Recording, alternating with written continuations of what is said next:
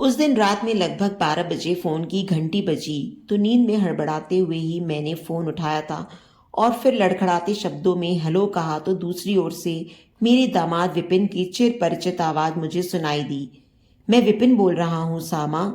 मेरी सबसे प्रिय सहेली शुभा का बेटा विपिन पहले मुझे आंटी कहकर बुलाता था, मगर जब से मेरी बेटी पूर्वा के साथ उसकी शादी हुई है वह मुझे मजाक में सामा यानी सासू माँ कहकर बुलाता था।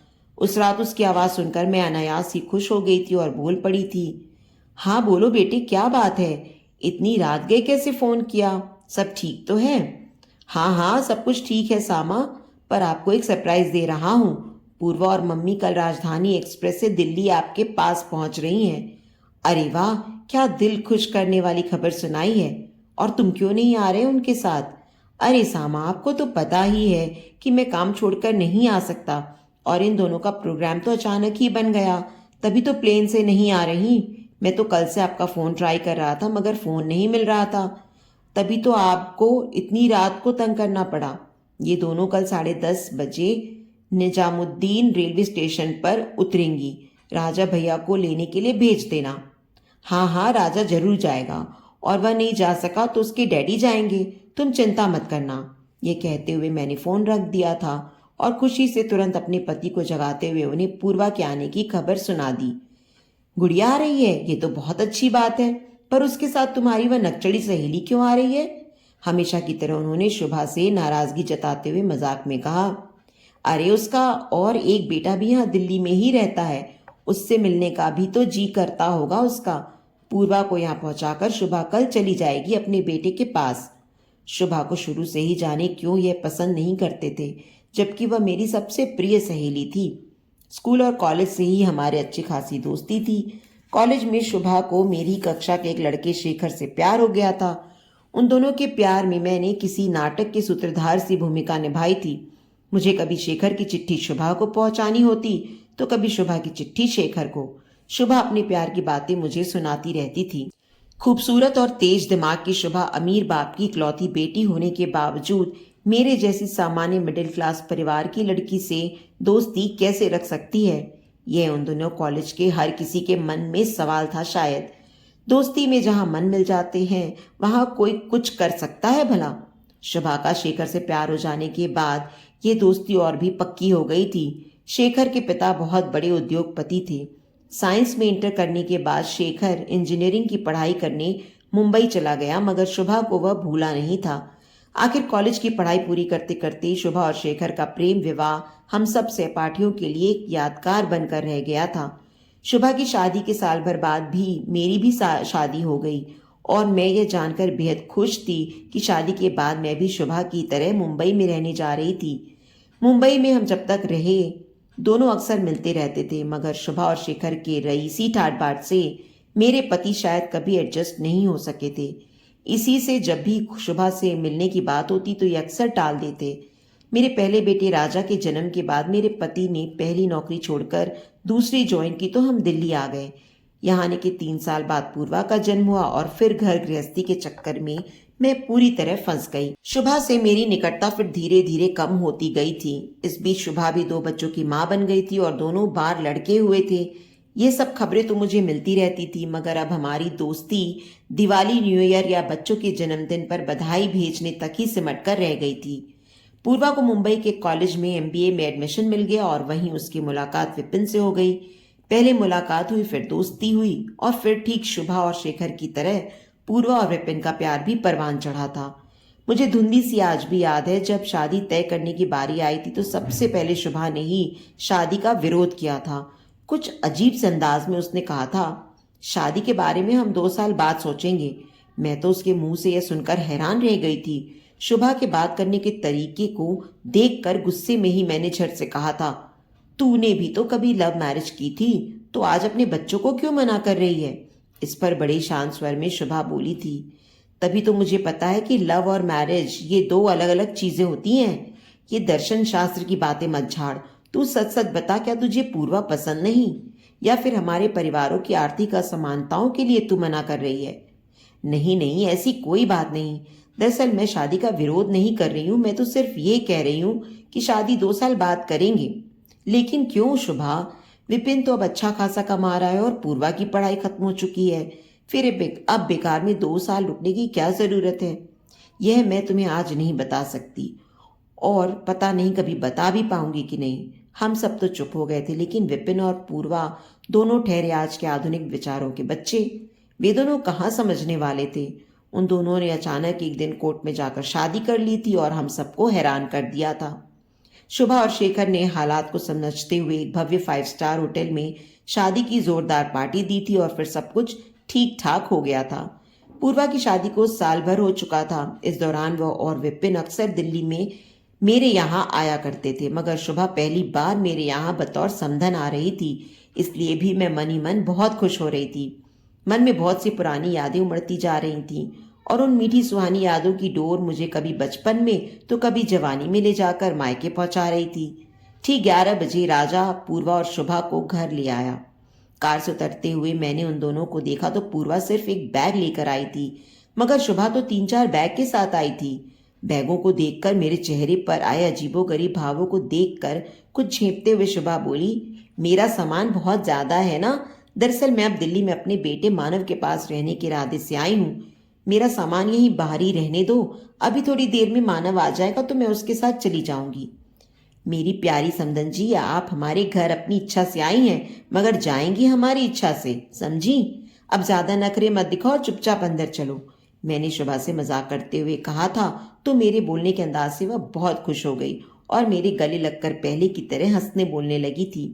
खाना खा लेने के बाद हम सब कुछ देर तक गपशप करते रहे।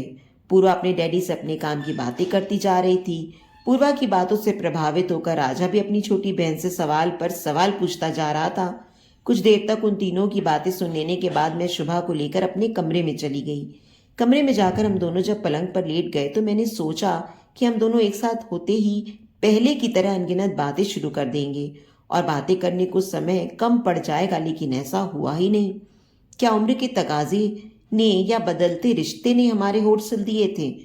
मैं सोचने ही लगी थी कि शुभा बड़े दीर्घ गंभीर और संयत स्वर में अचानक बोली, मैं तलाक ले रही हूँ शालो। क्या? कहते हुए मैं पलंग पर उठकर बैठ गई थी। हाँ शालो, ये सच है। तुम्हें कहीं बाहर से खबर मिले और फिर तुम लोग परेशान हो जाओ, इससे अच्छा है कि मैं यही बता देती हूँ। इसलिए पहले मैंने पूर्वा व विपिन की शादी 2 साल बाद करने की बात कही थी। सोचती थी कि बेटे की शादी के बाद ये सब अच्छा नहीं लगेगा, लेकिन अब मुझसे सहा नहीं जा रहा। अब मैंने अपना मन पक्का कर लिया है। लेकिन इतने सालों बाद ये फैसला क्यों शुभा? वैसे तो बहुत लंबी कहानी है, मगर जिस किसी को सुना उसे तो यह बहुत ही छोटी सी बात लगती है। कोई क्या जाने कि कभी कभी छोटी सी बात ही दिल में बवंडर बनकर समूचे जीवन को तहस नहस कर देती है। तुम तो जानती ही हो, शेखर मुझसे बेहद प्यार करता था। प्यार तो वह शायद आज भी बहुत करता है, लेकिन शादी के बाद ही मैंने उसके प्यार में बहुत बड़ा अंतर पाया है। शादी के पहले मुझे यह तो पता था कि हमारे यहाँ शादी सिर्फ पति से ही नहीं, उसके पूरे परिवार से होती है। लेकिन शेखर से शादी करने के बाद मुझे लगा कि मेरी शादी शेखर के परिवार से नहीं, उसके परिवार की अजीबोगरीब अमीरी से हुई है।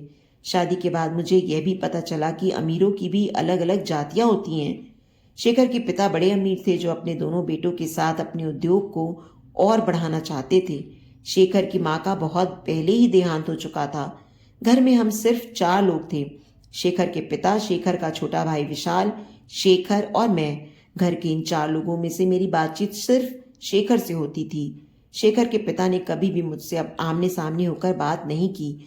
जब भी कुछ कहना होता तो शेखर से कह देते कि बहू से कहो। विशाल, मेरा छोटा देवर, शेखर से सिर्फ 2 साल छोटा था। वह स्वभाव से बेहद शर्मीला था। शुरू शुरू में मैंने उससे दोस्ती करने के लिए हंसी मजाक करने की कोशिश की, तो एक दिन शेखर ने बड़े गंभीर अंदाज में मुझसे कहा, तुम विशाल से यूं हंसी मजाक ना किया करो, डैडी को अच्छा नहीं लगता। तुम्हारे डैडी को तो मैं भी अच्छी नहीं लगती, तभी तो वह सीधे मुंह मुझसे बात ही नहीं करते। जो कहना होता है तुमसे कहलवाते हैं, और अब विशाल से बात करने को भी मना कर रहे हैं। मैंने गुस्से में तुनक कर कहा था। इस पर शेखर का जो रौद्र रूप उस रात मैंने पहली बार देखा था, वह चांद आज तक नहीं भूल पाई हूँ। अपने मजबूत हाथों से मुझे पलंग से उठाकर नीचे गिराते हुए एकदम ही राक्षसी अंदाज में शेखर ने कहा था, इस घर में जो डैडी कहेंगे वही होगा और तुम्हें भी वही करना होगा। अगर तुम्हें ऐसा पसंद नहीं है तो तुम इस घर को छोड़कर जा सकती हो, मगर तब मैं तुम्हारे साथ नहीं जाऊंगा। और फिर बड़ी बेदर्दी से शेखर बेडरूम छोड़कर बाहर चला गया था और मैं रात भर रोती रही थी, पर मेरी सिसकियां सुनने वाला वहां कोई नहीं था। इस घटना के बाद 15-20 दिनों तक शेखर और मुझ में बोलचाल बिल्कुल बंद थी।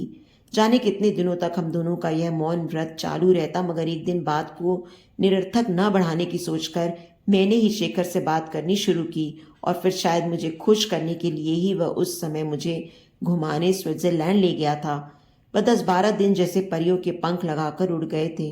वापसी में मैंने ही शेखर से कहा था, सोचती हूँ कुछ दिन माँ से मिलाऊं। शेखर ने तब कहा था, चलो कल ही चलते हैं। माँ और बाबूजी हम दोनों को देखकर बहुत खुश हो गए थे। माँ तो दामाद की सेवा करते करते मुझे भूल ही गई थी, लेकिन जब उन्होंने मुझे कुछ दिन उनके पास छोड़ जाने की बात शेखर से कही तो उसने तपाक से मना कर दिया, और फिर 2 दिन में ही मैं शेखर के साथ अपने घर वापस आ गई थी। उस वक्त भी मेरा मन बहुत खट्टा हो गया था और रात को शेखर से कुछ कहने ही वाली थी कि उसका तमतमाता हुआ चेहरा देखकर डर के मारे चुप ही रह गई थी। इस घटना के बाद हर 15-20 दिनों के बाद कुछ न कुछ ऐसा घट जाता जिससे मैं जान गई कि इस घर में मुझे अपने मन की इच्छा पूरी करने की आज़ादी कभी मिल ही नहीं सकती। यह बात सच थी कि व्यवहारिक दृष्टिकोण से उस घर में सुख ही सुख था। गहने, कपड़े, खाना पीना यानी किसी भी चीज की कोई कमी नहीं थी। शेखर मुझसे प्यार तो बहुत करता था, मगर उसके प्यार में मेरी अपनी इच्छा की कोई कद्र नहीं होती थी। घर में कुछ काम नहीं था तो मैंने शेखर से आगे की पढ़ाई करने की बात कही तो क्या जरूरत है कहकर उसने मना कर दिया। कुछ करने की बात छोड़ो, किसी सहेली से मिलने जाने की बात करती तो हर वक्त शेखर के साथ ही जाना होता था और उसी के साथ वापस भी आना होता था। इसी कारण मैं तुम्हारे घर बहुत कम आती थी। वैसे पूर्वा के डैडी की आंखों में मैंने रईसी के प्रति नफरत कब की पड़ ली थी। तभी तो विपिन और पूर्वा की शादी से मैं डरती थी। लगता था पूर्वा को मेरा ही इतिहास न दोहराना पड़े, मगर विपिन बहुत समझदार है। शादी होते ही उसने अपनी अलग इंडस्ट्री खोल ली और उसमें पूर्वा को भी बराबर का हिस्सेदार बना दिया है। पूर्वा को विपिन के साथ काम करते देख मुझे बहुत अच्छा लगता है। जब पूर्वा को ऑफिस में काम करते देखती हूँ तो 10 साल पहले की एक बात मुझे याद आती है। 10 साल पहले शेखर ने जब अपने ऑफिस में पर्सनल ऑफिसर के तौर पर कविता की नियुक्ति की थी, तब जाने कितने दिनों बाद शेखर से मेरी फिर एक बार जबरदस्त लड़ाई हुई थी। वह सिर्फ झगड़ा नहीं था शालू, शेखर मुझे मारने पर भी उतर आया था। ये सब कुछ बताते हुए शुभा की आंखें भर आई थी और फिर जाने कितनी देर तक आंसू बहाते हुए वह निशब्द सी होकर बैठ गई थी। शुभा की सारी बातें सुन लेने के बाद मुझे समझ में ही नहीं आ रहा था कि उससे क्या कहूँ। मन में बार बार एक ही सवाल उठ रहा था कि शुभा जैसी तेज तरार लड़की इतने दिनों तक यूं चुप कर दब कर क्यों रह गई। कुछ न सोचते हुए भी मैंने अनायासी शुभा से बेहद सरल सवाल पूछने शुरू किए। तू इतने दिनों तक चुप क्यों थी, और अगर इतने दिनों तक चुप थी तो अब एकदम ही तलाक लेने की आफत क्यों मोल ले रही है। क्या अपनी खुददारी दिखाने का यही एक रास्ता बचा है तेरे पास। अपना विरोध हर कदम पर दिखाकर भी तो तू शेखर के साथ रह सकती है। नहीं शालू, मेरी खुददारी स्वाभिमान सब खत्म हो चुके हैं। अब मैं सिर्फ शांति से और अपने तरीके से जीना चाहती हूँ। मतलब क्या करने वाली है तू। यहाँ दिल्ली में एक वृद्धाश्रम खुला है, उसके संचालन का काम मुझे मिल गया है। सोचती हूँ जरूरतमंद वृद्धों की सेवा करूंगी तो जीवन में कुछ करने की चाह भी पूरी हो सकेगी। क्या शेखर ने इसकी इजाजत दी है। उसकी इजाजत मिलेगी ही नहीं है मुझे पता है, तभी तो पहले उससे तलाक लेकर अलग होने का फैसला किया है, फिर अपना काम करूंगी। क्या विपिन ये सब जानता है। हाँ जानता है, और कुछ हद तक मेरी भावनाओं को समझता भी है, मगर तुम्हारी तरह वह भी कहता है कि अब ये सब करने की क्या जरूरत है। तो फिर सच में जरूरत क्या है शुभा। जीवन में जरूरत शब्द की व्याख्या हर इंसान अपने अपने मन से करता है, और तब जरूरत हर किसी की अलग हो सकती है। 10 साल पहले शेखर ने जब अपने ऑफिस में कविता की नियुक्ति की थी तब हमारा आखिरी झगड़ा हुआ था। उसके बाद मैंने कभी शेखर से झगड़ा नहीं किया, मैं अपने आप से ही झगड़ती रही हूँ। 10 साल से शेखर के मुंह से कविता की तारीफ सुन सुनकर मैं ऊब सी गई हूँ। मैं जानती हूँ कि इसमें मेरी स्त्री सुलभ ईर्ष्या भी हो सकती है, लेकिन सच तो यह कि शेखर के मुंह से कविता की इस तारीफ सुनकर मैं हैरान होकर सोचती हूँ कि एक इंसान इस तरह अलग अलग हिस्सों में अलग अलग बर्ताव कैसे कर सकता है। तो क्या तू समझती है कि शेखर और कविता में कुछ चल रहा है। मैंने बड़े ही संयत स्वरों में पूछा। कुछ देर तक तो शुभा चुप रही, फिर बड़े ही अटपटे से स्वर में बोली, मैं दावे के साथ कुछ नहीं कह सकती, मगर यह सच है कि शेखर का अधिकतर समय अब उसके साथ ही बीतता है। मैं यह भी नहीं कह सकती कि शेखर का मेरी तरफ ध्यान ही नहीं है। वह आज भी मेरी हर जिम्मेदारी को पूरा करता है। त्योहारों में मुझे गहने व साड़ियाँ दिलाना, मुझे पार्टियों में ले जाना, ये सब कुछ पहले की तरह ही चल रहा है, क्योंकि शेखर के जीवन में मैं आज भी बीवी नामक ऐसी चीज़ हूँ जिस पर कानूनन शेखर का ही अधिकार है। लेकिन शालू, अब इस तरह सिर्फ एक कानूनन हकदार चीज़ बनकर रहना मेरे लिए नामुमकिन हो गया है। और दोनों बच्चों के बारे में तुमने क्या सोचा है? बच्चों का सोचते सोचते ही तो शेखर के साथ 30 साल गुजारे। शालू, अब बच्चे बच्चे नहीं रहे। उनके जीने के अपने अपने तरीके हैं, उन्हें अपने तरीके से जीने दें। मानव ने भी अपनी शादी तय कर ली है और उसकी शादी होते ही मैं मुक्त हो जाऊंगी। जब भी बच्चों को मेरी ज़रूरत होगी मैं उनके पास जरूर जाऊंगी। उम्र के इस पड़ाव पर आकर अचानक इस तरह का निर्णय लेने से तुझे डर नहीं लगा? नहीं शालू, अब सच में डर नहीं लगता। जीवन भर मैंने जो मानसिक यातनाएं भोगी हैं उन्हें अब दोबारा बहू बेटों के सामने भुगतने से डर लगता है, और इसी से अब मैं निर्भय होकर जीना चाहती हूँ। शुभा की कहानी सुनकर मैं कुछ देर तक तो निशब्द सी बैठी रही, फिर शुभा को गले लगा लिया और बोली, तेरे इस निर्भीक फैसले पर मुझे गर्व है शुभा। तेरे इस अनोखे निर्णय में तेरी ये सहेली हमेशा तेरे साथ रहेगी। जब कभी किसी चीज की जरूरत पड़ेगी तो बेहिचक मेरे पास चली आना, समधन समझकर नहीं, अपनी प्रिय सहेली समझकर। इतनी सारी मन की बातें मुझसे कह लेने के बाद मेरे कहने पर ही शुभा बहुत ही सामान्य होकर 2 दिन तक रह गई थी। लेकिन तीसरे दिन एक अनोखी घटना ने शुभा को और मुझे हिला कर रख दिया था। एक कार दुर्घटना में शेखर की अचानक मौत हो गई और शुभा का जीवन फिर एक बार शेखर से जुड़ गया था। शुभा को लेकर तुरंत हम लोग मुंबई पहुंचे थे तो एक बार फिर वह भूचाल में घिर गई थी। मुंबई में इतने बड़े इंडस्ट्रियलिस्ट की मौत का नज़ारा किसी त्योहार से कम नहीं था। शुभा की शुष्क आंखों ने पति की मौत का राजसी ठाट बाट भी संयत मन से सह लिया था। अब इतने बड़े उद्योगपति की विधवा होने का मान सम्मान भी उसके जीवन को त्याग नहीं सकता था। जिस मुक्ति की कामना वह कर रही थी वह तो अपने आप ही मिल गई थी, मगर किस ढंग से? जीवन को झकझोर देने वाले मुझसे कहे हुए उस पल भर के सच को क्या वह कभी भूल सकती है, और क्या मैं कभी भुला पाऊंगी? तो दोस्तों, उम्मीद करती हूँ आपको आज की हमारी ये कहानी पसंद आई होगी। कहानी पसंद आई है तो वीडियो को लाइक और शेयर करें। चैनल पर नए हैं तो चैनल को सब्सक्राइब करें, और हाँ, नोटिफिकेशन बेल को ज़रूर दबाएं ताकि अगली कहानी का अपडेट सबसे पहले आपको मिले। आपके प्यार और समर्थन का हमेशा इंतज़ार रहेगा।